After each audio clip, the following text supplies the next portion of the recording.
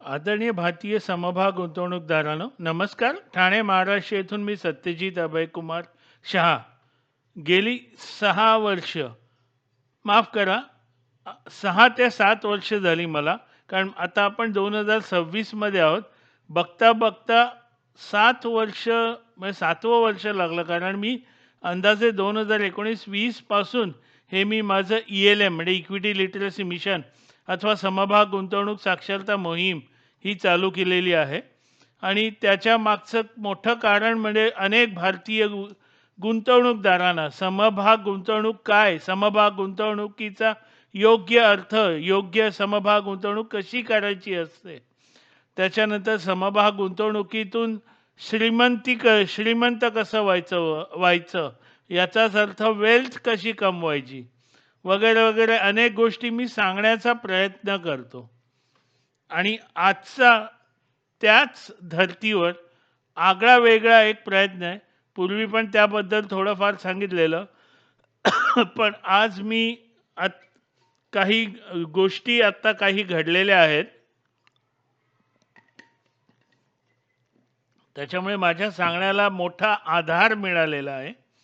तर आजच्या या व्हिडिओचं शीर्षक आहे, अगोदर इंग्रजीत सांगतो, शेअर इन्व्हेस्टमेंट रिशफलिंग. म्हणजे शेअर इन्व्हेस्टमेंटमध्ये रिशफलिंग का महत्त्वाचं असतं, अथवा मराठीत समभाग गुंतवणुकीतील पुनर्बांधणी. कृपया मराठी भाषिक आडनाव असलेल्यांनो, मला असं नका सांगू की तुम्ही शुद्ध मराठीत नका बोलू. उलट आपल्याला मराठी असल्याचा अभिमान वाटला पाहिजे, आपल्याला मराठी यायला पाहिजे. आणि एक अमराठी आडनाव असलेला माणूस जर शुद्ध मराठीत महाराष्ट्रात बोलतो तर आपल्याला राग येतो, शुद्ध मराठीत मी बोलतो म्हणून. हतबल झालोय मी. असो, गेले काही महिने मी म्हणजे अनेकदा मी profit booking, loss booking, reshuffling या विषयांवर बोललो होतो, पण बहुतेक जणांना त्याचा अर्थ कळालाच नव्हता. कारण अनेकांना कसं असतं ना, अनेक जण म्हणतात नाही आम्हाला वेल्थ कमवायची, आम्हाला हे कमवायची, आम्हाला ते कमवायची, पण ते फक्त आज ₹1.20 घेतलं, संध्याकाळी ₹1.40 विकला, असं कॉलर बिलर अगदी वर करून म्हणतात, तेव्हा मैंने 20,000 शेअर लिया था, 20 पैसे में बेचा. ते कधी बघत नाही विकत घेताना किती खर्च आला, तो जो काही लावतं एक्सचेंज किंवा ब्रोकरेज, विकताना किती खर्च आला, आपल्याला खरंच किती नफा झाला वगैरे काही, अथवा ते काय काय अनेक गोष्टी, डे ट्रेडिंग, BTST, ऑप्शन्स फ्युचर्समध्ये किती तोटा झाला. कितीतरी मला तोटा झालेले लोक माहिती आहेत. असो, तर आत्ता हे पुन्हा घेण्याचं कारण काय आहे, हा विषयावर पुन्हा बोलण्याचं कारण काय आहे. गेले 7-8 दिवसात भारतातील काही निपुण समभाग गुंतवणूकदार, ज्याला इंग्रजीमध्ये की इन्व्हेस्टर्स म्हणतात, की इक्विटी इन्व्हेस्टर्स, उदाहरणार्थ आशिष कचोलिया यांनी Q3 26 म्हणजे डिसेंबर 26मध्ये 2400 करोडची, ही मी माहिती बातमीमधली बघून सांगतोय, 2400 करोडचे समभागाचं रिशफलिंग केलेलं आहे. रिशफलिंग म्हणजे पुनर्बांधणी.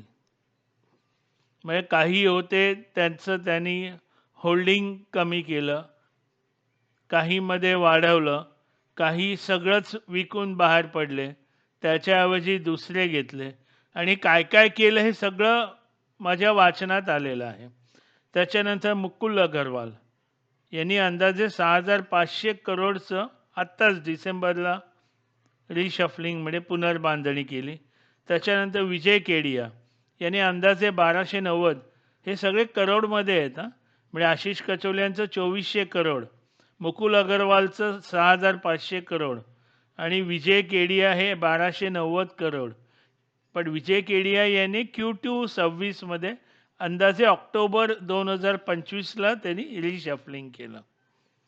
आता कसं असतं ना, हे बघा, मी थोडं खालीवर माझे मुद्दे लिहिले गेलेत खालीवर, पण अर्थ समजून घ्या. प्रत्येक क्वार्टर नंतर जे निकाल बाहेर येतात ना, Q1 म्हणजे एप्रिल ते जून, म्हणजे जून नंतर जे निकाल बाहेर येतात, जे अंदाजे 1 महिन्यानी येतात, म्हणजे काही जण 15 दिवसांनी देतात निकाल. त्या निकालानंतर ते निकाल पाहून त्याचप्रमाणे Q2, त्याच्यानंतर Q3 आणि मग Q4 आणि तो आर्थिक वर्षाचा निकाल पाहून गरज असेल तर तिथे रिशफलिंग अथवा पुनर्बांधणी करावी लागते. म्हणजे तुमच्याकडे असलेल्या पोर्टफोलिओची, म्हणजे तुमच्या गुंतवणुकीमध्ये जे काही समभाग आहेत, ज्या ज्या आस्थापनांचे समभाग आहेत, त्या आस्थापनांमध्ये काय काय चाललंय, काय काय घडतंय, कशावर काय निर्बंध आले आहेत, त्याच्यामुळे त्यांचा तोटा होण्याचा शक्यता जास्त आहे अथवा नफा होण्याची शक्यता जास्त आहे, हे बघून ज्याला जे करायचं त्याला रिशफलिंग म्हणतात. त्याच्यानंतर लॉस बुकिंग म्हणजे काही वेळेला काही समभागांची किंमत कमी होणार अथवा त्यांचा तोटा वाढणार अशी शक्यता असते. उदाहरणार्थ आता माझ्यासमोर एक उदाहरण आहे. एक पादत्राण बनवणारी फार 100-1 वर्षापासूनची आहे. पण ते गेले काही वर्ष त्यांच्यामध्ये काही बदलच घडवत नाहीत. तेच ते जूनमध्ये जाहिरात येते, शाळेच्या चपला, शाळेचे बूट, तेच. त्यांचे आकार नाही बदलत, त्यांचे नवीन काही पादत्राणी उत्पन्न नाही आणत, तर त्यांचा खप कमी होत चालला आहे. म्हणजेच त्यांचा नफा कमी होत चालला. असं ठेवून फायदा नाही. किंवा उदाहरणार्थ कोडॅक म्हणून पूर्वी जो कॅमेरा होता त्याच्यामध्ये रील होती. फोटो त्या रीलप्रमाणे यायचे, म्हणजे ज्याला फिजिकल कॉपी म्हणतात. म्हणजे तुमच्या हातात ते 36 किंवा 38 किंवा 40 असे फोटो यायचे. पण तेव्हा काही लोकांनी नवीन प्रकारचे कॅमेरे आणले ज्याच्यामध्ये रील नाही. ते तुम्ही ट्रान्सफर करून तुमच्या पेन ड्राईव्हवर वगैरे घेऊन मग तुम्ही ते कुठेही कोणालाही पाठवू शकता. प्रिंट करायची गरज नसते. हे जेव्हा तंत्रज्ञान आल्यावर तेव्हा कोडॅक बंद झालं. हे ज्या काही निपुण गुंतवणूकदारांनी पकडलं असेल, त्यांनी वेळेवर त्या समभागातून बाहेर पडले असतील आणि त्यांनी दुसरे चांगले समभाग घेतले असतील. याला म्हणतात, म्हणजे लॉस बुकिंगसुद्धा केलं असेल, कारण ती आस्थापना पुढे तोट्यातच जाणार आहे. अथवा प्रॉफिट बुकिंग म्हणजे तुम्हाला अपेक्षेपेक्षा तुम्हाला चांगला प्रॉफिट झाला अथवा प्रॉफिट बरा झाला आणि त्याच वेळेला तुमच्याकडे दुसरी पण एक संधी येते. उदाहरणार्थ आता AI म्हटलं किंवा डिफेन्स म्हटलं, आता म्हणजे जसजसे आत्ता संधी येत जात आहेत, तसं जिथे तुम्हाला जो फायदा झाला, अपेक्षेपेक्षा जास्त फायदा झाला, तर तिथे तुम्ही प्रॉफिट बुकिंग करूनही तुम्ही दुसरे ते समभाग घेऊ शकता. आता इथे तुम्ही एक खरं सांगा, तुम्ही एवढे YouTubeवर किंवा जे काही Instagram, टेलिग्राम आणि जे काय माहीत नाही, मला ते नावही माहीत नाहीत, एवढे व्हिडिओ बघितलेत. कधी कोणीतरी तुम्हाला सांगितलं का रिशफलिंगबद्दल अथवा लॉस बुकिंग, प्रॉफिट बुकिंगबद्दल? तेव्हा हे फरक समजून घ्या. मला ट्रोलिंग करण्यापेक्षा ना, मी पूर्वी अनेकदा सांगितले, भारतात प्रत्येक गोष्टीला म्हणजे तुम्हाला स्वातंत्र्य आहे. ट्रोलिंग करा, तुम्हाला अतिशय स्वातंत्र्य आहे. कारण तुम्हाला काही कामच नाही आहे, त्याच्यामुळे तुम्ही ट्रोलिंग करण्यावर तुम्हाला आनंद वाटतो. पण ट्रोलिंग करताना समोरचा ज्याचा ट्रोलिंग करता तो काहीतरी चांगला करतोय, समाजासाठी काहीतरी करतोय, दुसऱ्याकडून पैसा न उकळता करतोय. तर अशा लोकांचं ट्रोलिंग करून काय फायदा? तुम्ही पण समाजासाठी काहीतरी करा. माझे व्हिडिओ पुढे पाठवा, अनेकांना कळू द्या. तर खरं सांगा, हे तुम्ही कधी YouTubeवर पाहिलं आहे का? आता महत्त्वाचं, सगळंच महत्त्वाचं आहे, हे तुमच्याकडे जे समभाग असतात ते पोर्टफोलिओ ज्याला म्हणतात किंवा होल्डिंग स्टेटमेंट म्हणतात. अनेकांना कळालं असेल 2025 नंतर त्यांनी घेतलेल्या समभागात परवासुद्धा माझं एका ग्रहस्थाशी अर्धा पाऊण तास गप्पा चाललेल्या.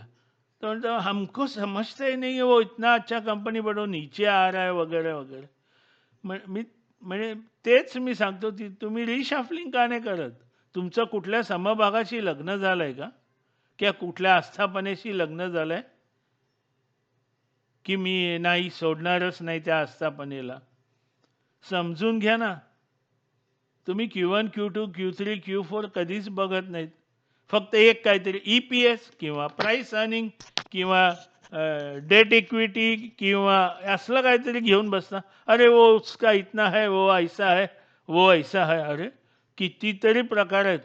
मी जेव्हा समभाग निवडतो अंदाजे अंदाजे 100च्या वर त्याला निकष लावत असतो. एकाच वेळेला नाही लावत. मी अनेक वेळेला पुन्हा पुन्हा ते वाचतो तेव्हा मला अजून काही गोष्टी कळायला लागतात. हे सगळं लक्षात घ्या ना. आता अजून एक गोष्ट, मी प्रॉफिट बुकिंग सुद्धा करतो. कसं ते मी सांगतो. माझ्याकडे जे मी आस्थापनांचे समभाग घेतो, उदाहरणार्थ समजा माझ्याकडे ABC आस्थापनाचे समभाग आहेत आणि तो खूप खूप चांगला आहे. माझ्या ए कॅटेगरीतला आहे अथवा बी कॅटेगरीचा आहे. तर मी त्याचे भरपूर समभाग घेण्याचा प्रयत्न करतो. भरपूर म्हणजे 100च्या पटीत किंवा थोडासा भाव कमी असेल तर हजारांच्या पटीत. आणि समजा माझ्या मनासारखा नफा झाला तर मला गरज असेल तेव्हा विकतो, दुसरे घेतो, तिथूनही नफा कमवतो. आणि आजकाल गेले 1-1.5 वर्ष आपण बघतात तिथे अमेरिकेत ते जे आदरणीय बसलेले आहेत त्यांच्यामुळे समभाग मंडई खाली-वर होतच. खाली-वर, वर नाही, खालीच होत असते. तर मी चांगले समभाग पुन्हा घेतो. हे सगळं लक्षात ठेवावं लागतं. त्याच्यामुळे मी सुद्धा करतो प्रॉफिट बुकिंग. त्याच्यानंतर बहुतेक समभाग गुंतवणूकदारांना ते लघुकालीन गुंतवणूकदार असतात, म्हणजे शॉर्ट टर्म इन्व्हेस्टर असतात. उदाहरणार्थ ट्रेडिंग म्हणजे short term trading, options, future, day trading, BTST किंवा किंवा अशा अनेक अनेक अनेक हे त्यांना ताबडतोब म्हणजे आज शादी कल बच्चा असं हवं असतं. म्हणून त्यांना ते रिशफलिंग वगैरे काही कळतच नाही, त्यांच्या डोक्यातही येत नाही. लॉस बुकिंग नाही, प्रॉफिट बुकिंग नाही.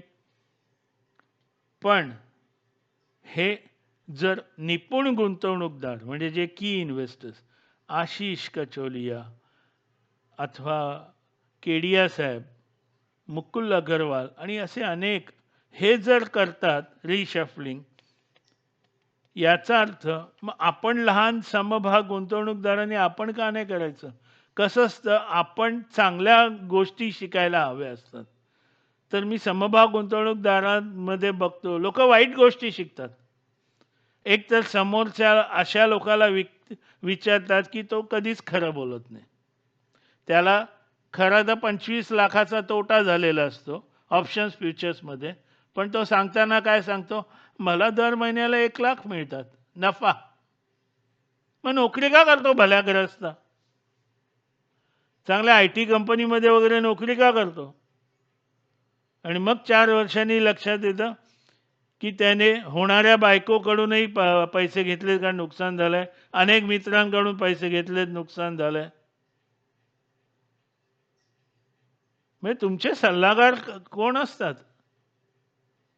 तुम्हाला IPL मध्ये खेळायचं आणि कोणाला तुम्ही विचारणार, गल्ली क्रिकेटमध्ये कोण खेळतोय त्याला विचारणार, ए भैया मुझे सिखाना रे.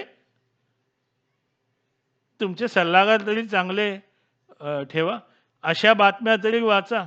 ह्या बातम्यांवरून थोडं समजून घ्या. जर आशिष कचोलिया करतो म्हणजे करतात हां, कारण ते भले माझ्यापेक्षा वयाने लहान असले तरी पण ते त्यांच्या कर्तृत्वाने अतिशय मोठे आहेत. पुन्हा सांगतो ह्या तिघांनी कितीचं केलं आहे रिशफलिंग. आशिष कचोलियाने 2400 करोड, मुकुल अग्रवालने 6500 करोड, विजय केडिया यांनी 1290 करोड. आता विषय निघाला म्हणून अजून एक उदाहरण सांगतो. वॉरन बफे पण नेहमी सांगायचे की लाँग टर्म इन्व्हेस्टमेंट करा आणि तुम्ही वेल्थ कमवा.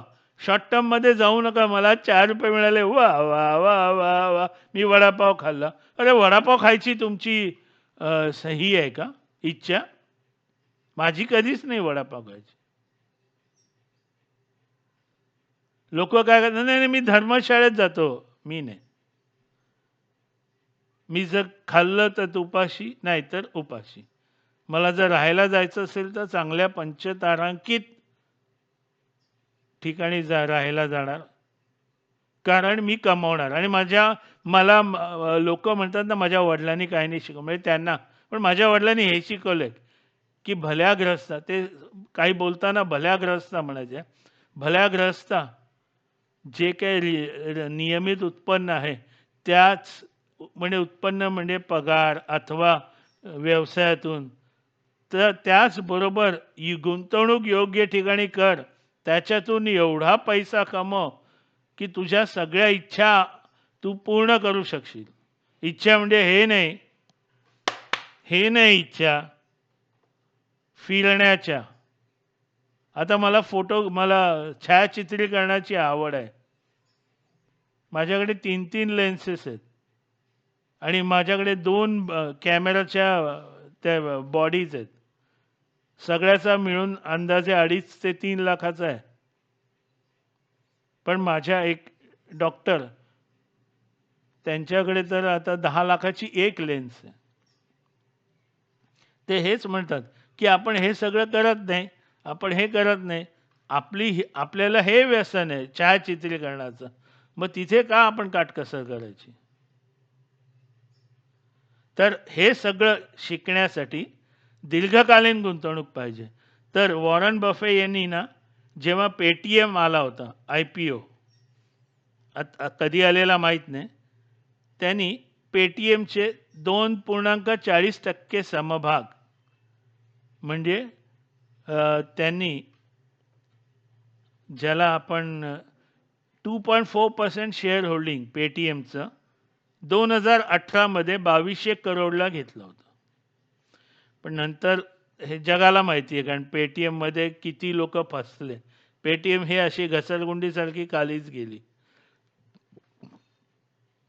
तुम्हाला माहिती आहे घसरगुंडीच्या वर बसलं की खालीच येतं आपण.